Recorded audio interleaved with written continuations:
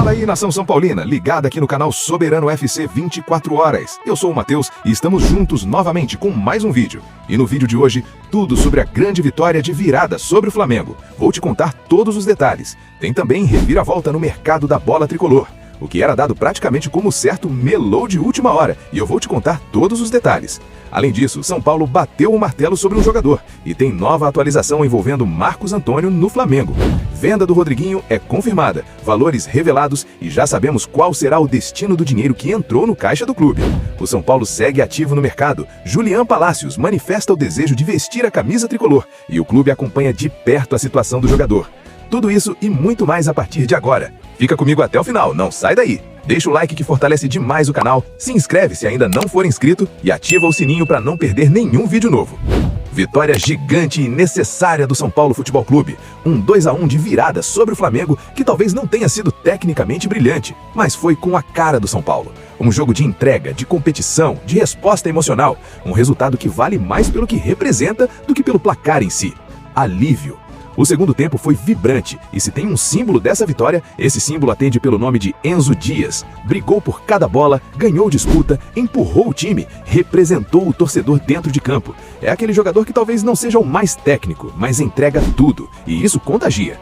Na defesa, Arboleda fez uma grande partida. No gol sofrido, mérito muito mais do Pedro do que falha clara da zaga. Alan Franco também foi bem, firme, seguro. Rafael, como sempre, decisivo. Aquela defesa no fim do jogo foi absurda. Falta só pegar mais pênalti para ficar top, mas é um goleiro muito confiável. No meio, Bobadilha demorou a entrar no jogo, mas cresceu no segundo tempo.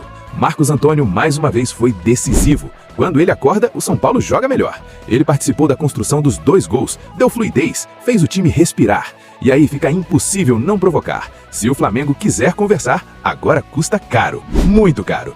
Danielzinho marcou seu primeiro gol com a camisa do São Paulo. Momento importante. Depois do cruzamento dele, Luciano é aquele caso clássico. A gente odeia amar e ama odiar. Anti-herói total, mas aparece quando precisa. Decisivo de novo. Caleri se movimentou bem, brigou, abriu espaço. Lucas Moura, quando entrou, não foi bem. E o Crespo demorou um pouco para mexer. Mas no fim, vencemos. E vencemos quando precisava vencer.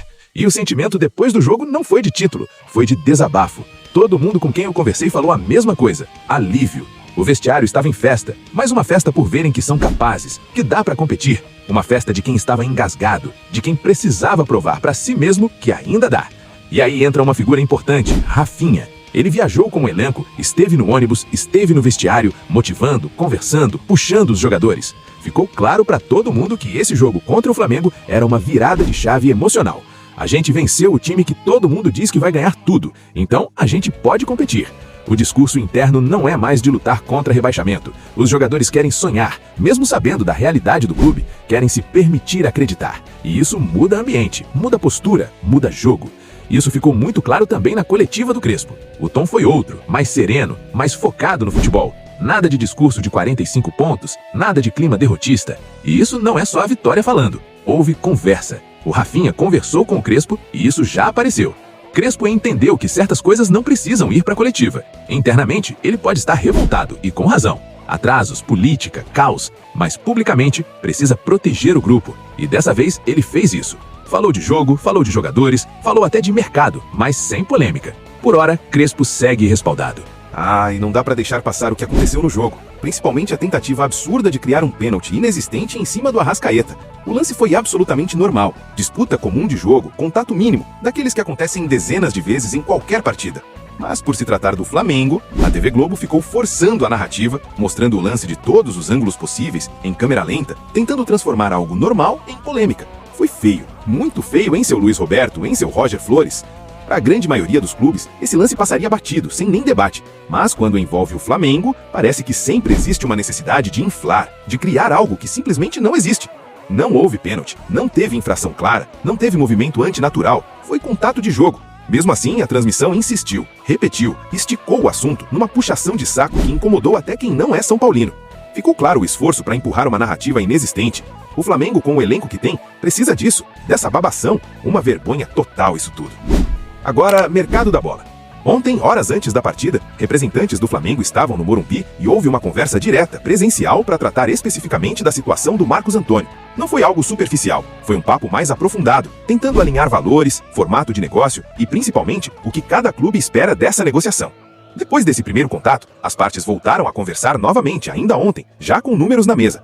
O São Paulo segue adotando uma postura clara. Não tem interesse em vender o Marcos Antônio, que é peça-chave no elenco. Inclusive, como citei anteriormente, participou dos 2 gols do São Paulo ontem. Quando ele vai bem, o São Paulo joga bem. Publicamente, o clube trabalha com uma pedida na casa dos 25 milhões de euros. Internamente, o Flamengo entende que esse número é inviável e tenta costurar um acordo por valores bem menores, girando entre 6 e 8 milhões de euros, mais a cessão do Alan e vendo coisas em relação à forma de pagamento. E é aí que entra um ponto fundamental dessa negociação. O Flamengo é quem tenta envolver o Alan no negócio. Isso precisa ficar muito claro. O São Paulo não está mais buscando o Alan, não fez mais sondagem, não pediu o jogador e não trata o Alan como prioridade. Pelo contrário, a diretoria tricolor avalia que o Alan não resolve as carências do elenco hoje e não vê sentido em incluir o jogador apenas para facilitar uma venda. Ou seja, se o Flamengo insiste em colocar o Alan na conversa, é por interesse próprio, tentando reduzir o valor financeiro da operação. Do lado do São Paulo, a posição é firme. Se houver negócio, será majoritariamente por dinheiro. Troca de jogadores neste momento não agrada e não empolga a diretoria. Enquanto isso, o Marcos Antônio segue treinando normalmente, mantém postura profissional e não forçou saída em momento algum. Internamente, o São Paulo só aceita avançar caso o acordo seja realmente vantajoso financeiramente, até porque o clube sabe que perder um jogador desse nível sem reposição à altura pode pesar na temporada. Agora, falando da lateral direita, a situação do Lucas Ramon continua bastante complicada. Existe pré-contrato assinado, isso não mudou, mas o Mirassol segue fazendo jogo duro e dificultando qualquer liberação imediata do jogador. O São Paulo tentou de tudo. Primeiro buscou um acordo mais simples, depois tentou envolver compensação financeira, aumentou valores, chegou a oferecer algo em torno de R$1,5 milhão, ainda assim de forma parcelada. O Mirassol recusou todas as tentativas. O clube do interior não apresentou contraproposta clara e deixou bem evidente que só libera o atleta mediante pagamento maior e à vista, ou então vai segurar até o fim do contrato. Diante desse cenário, o São Paulo já começa a trabalhar com a possibilidade real de só contar com o Lucas Ramon mais pra frente, possivelmente apenas no segundo semestre.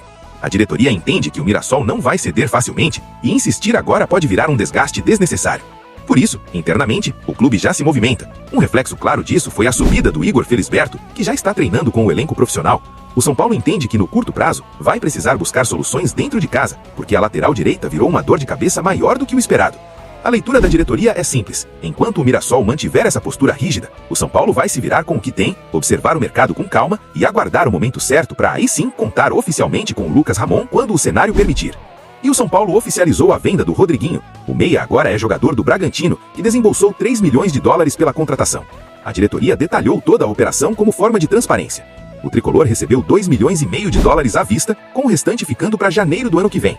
Além disso, o São Paulo manteve 20% dos direitos econômicos do atleta em uma futura negociação, além de cláusulas de bônus por desempenho. Com a camisa do São Paulo, Rodriguinho disputou 53 partidas, marcou 2 gols e deu 3 assistências. Vale lembrar que no ano passado, a gestão Casares falava em vendê-lo por €25 milhões.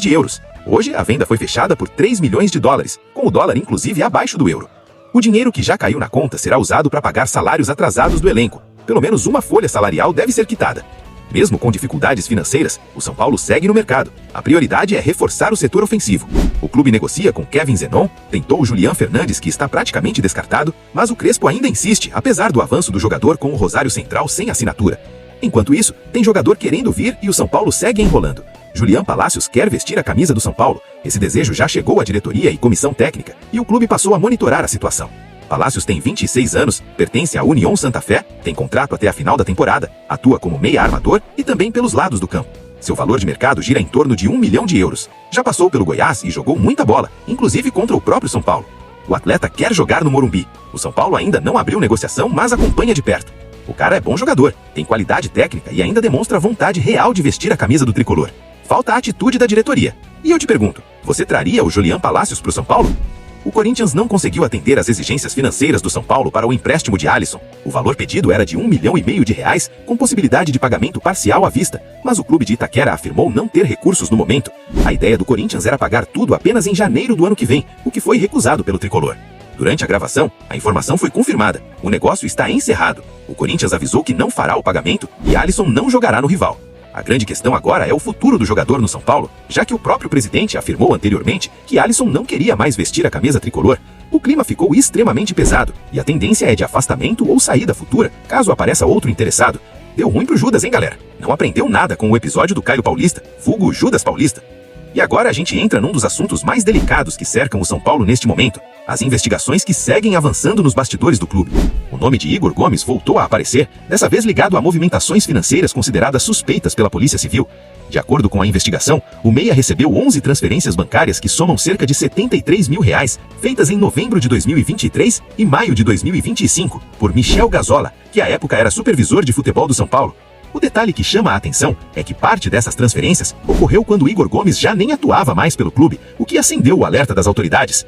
A justificativa apresentada pela defesa do jogador é de que os valores seriam referentes ao aluguel de um imóvel próximo ao CT da Barra Funda, só que a própria Polícia Civil aponta inconsistências nessa versão, destacando que não há justificativa profissional clara para um dirigente do clube realizar depósitos pessoais, fracionados e recorrentes a um atleta após sua saída.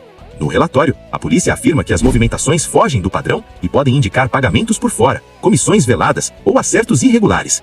Igor Gomes e Michel Gazola, por enquanto, não foram alvos de mandados, mas o caso segue sob apuração e não está encerrado.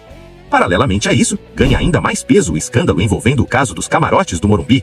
A empresária Adriana, que havia processado Carolina Casimiro, alegando furto de ingressos de um camarote, acabou retirando oficialmente o processo. O ponto central é que esse camarote não poderia sequer ser comercializado, o que reforça a tese de irregularidade desde o início. O que agravou a situação foram os áudios vazados, com cerca de 40 minutos, envolvendo Douglas Schwartzman e Mara Casares, nos quais a polícia vê indícios claros de coação. Nos registros, o tom usado por Douglas é descrito como agressivo e intimidatório, pressionando a Adriana a desistir da ação judicial. Mesmo Adriana alegando que a retirada do processo não teve relação com pressão externa, a Polícia Civil entendeu diferente e instaurou um novo inquérito, agora para apurar possível crime de coação.